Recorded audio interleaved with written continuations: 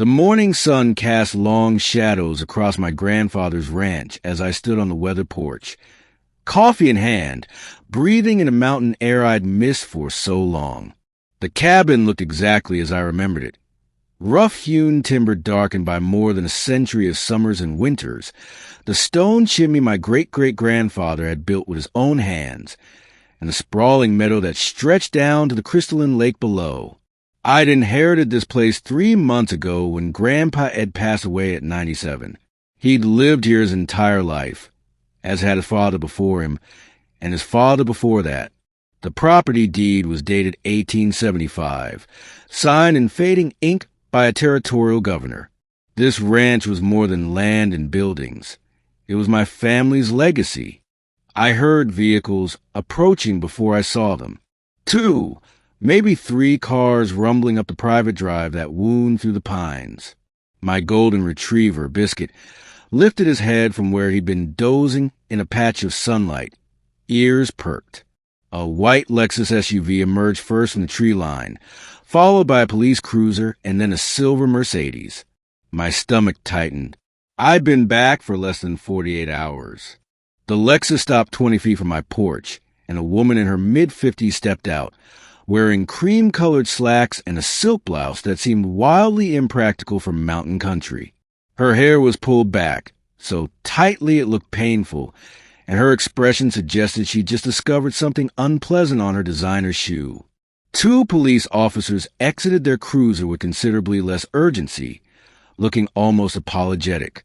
Behind them, a balding man in an expensive suit climbed out of Mercedes, carrying a leather briefcase. "You need to leave this property immediately," the woman announced, not bothering with introductions. "This is a violation of multiple HOA ordinances, and you are trespassing on community land."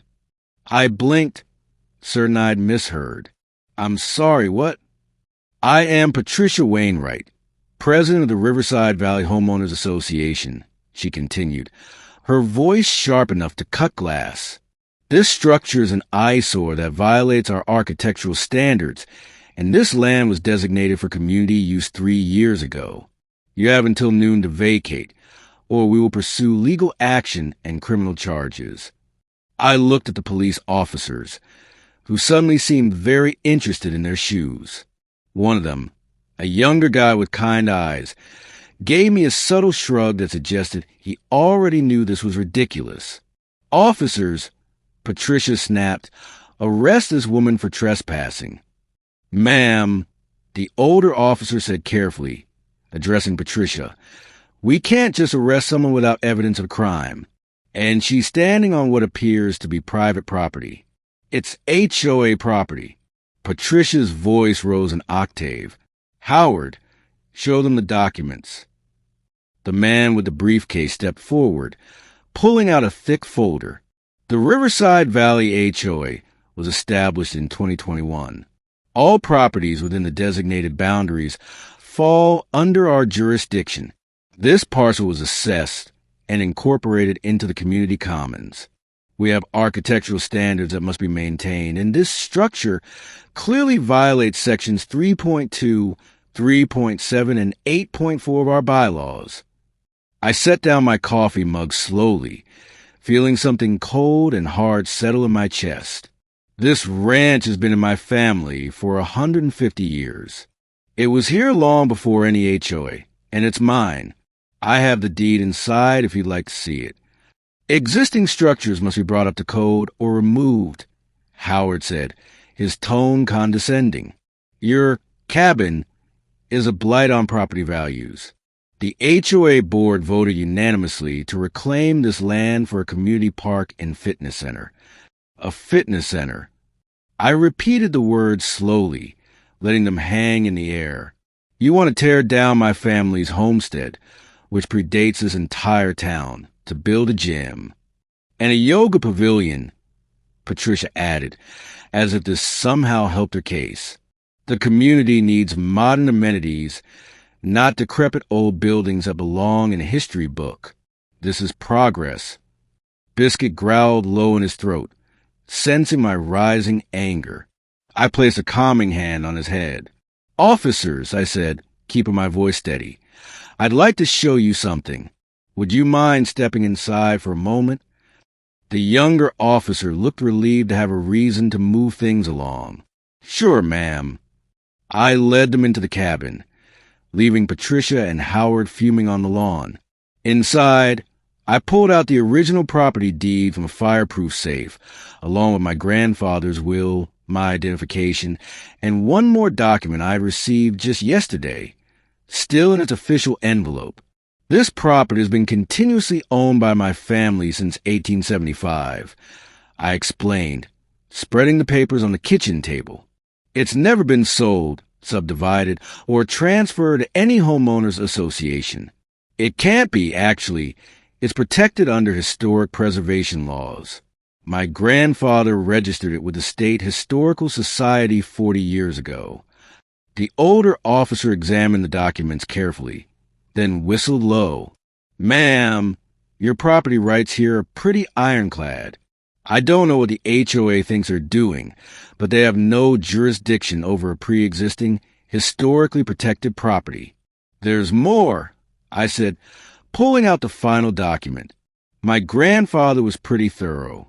Before he died, he learned that a developer was buying a property around here and forming an HOA as a way to force out longtime residents. He was too sick to fight them himself, but he made sure I'd have the tools to do it. I handed the officer the letter from the county clerk's office. His eyebrows rose as he read it. You're on the HOA board? Better than that, I said, unable to suppress a small smile. My grandfather owned 3 other parcels of land scattered throughout this valley, all of them inside the HOA boundaries. When he died, I inherited them. That gives me the controlling percentage of votes in the Riverside Valley HOA. As of yesterday, when I filed the paperwork, I'm the new HOA president. The younger officer started laughing, then tried to cover with a cough. We walked back outside together. Patricia was on her phone, probably calling her lawyer. Howard was pacing, checking his watch. Officers, Patricia demanded, are you going to remove her or not? Ma'am, the older officer said, this lady owns this property legally and has documentation proving it predates any HOA claims. There's no crime here. But there might be one if you continue to harass her or make false claims about property ownership. Patricia's face turned an impressive shade of purple. This is outrageous. I am the HOA president, and I demand. Actually, I interrupted, pulling out my own copy of the paperwork. You're not. Not anymore. As of yesterday afternoon, when the county clerk processed my filing, I control 53% of the votes in the Riverside Valley HOA. I'm the new president, and my first official act is to permanently exempt all pre-1900 structures from architectural review. My second act is to dissolve the committee that was planning to seize my property. My third act is to schedule a full audit of HOA finances, because I'm very curious about where the money was going to come from for that fitness center. The color drained from Patricia's face.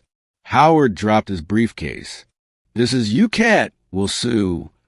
Patricia sputtered,